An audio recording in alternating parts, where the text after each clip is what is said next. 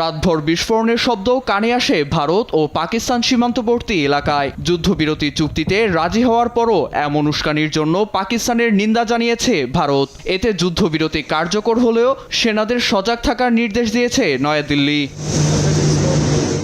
তবে যে সিন্ধু নদের পানি নিয়ে বইল এত রক্ত, টানা 4 দিন ক্ষেপণাস্ত্র ও ড্রোন হামলা চালালো দুদেশ, তার সমাধান মেলেনি এখনো।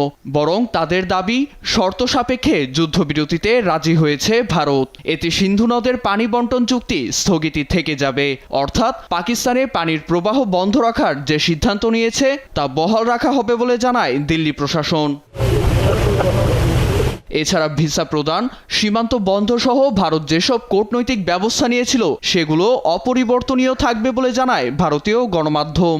এদিকে আঞ্চলিক শান্তি অক্ষুণ্ণ রাখতেই পাকিস্তান যুদ্ধবিরতিতে সম্মতি জানিয়েছে বলে মত প্রধানমন্ত্রী শাহবাজ শরীফের। বাকি সমস্যাগুলো সমাধান সম্ভব বলেও আশাবাদী তিনি। আমরা বৈশ্বিক ও আঞ্চলিক শান্তির জন্য যুদ্ধবিরতিতে রাজি হয়ে দায়িত্বশীলতার পরিচয় দিয়েছি। আমরা আশা করছি পানি বন্টন চুক্তি সহ বিতর্কিত ইস্যুগুলোও সমাধান হবে, আর তা অবশ্যই ন্যায্যভাবে ও শান্তিপূর্ণ আলোচনার মাধ্যমে হবে। বিশেষ এই মুহূর্তে প্রেসিডেন্ট ট্রাম্পকেও ধন্যবাদ জানাচ্ছি।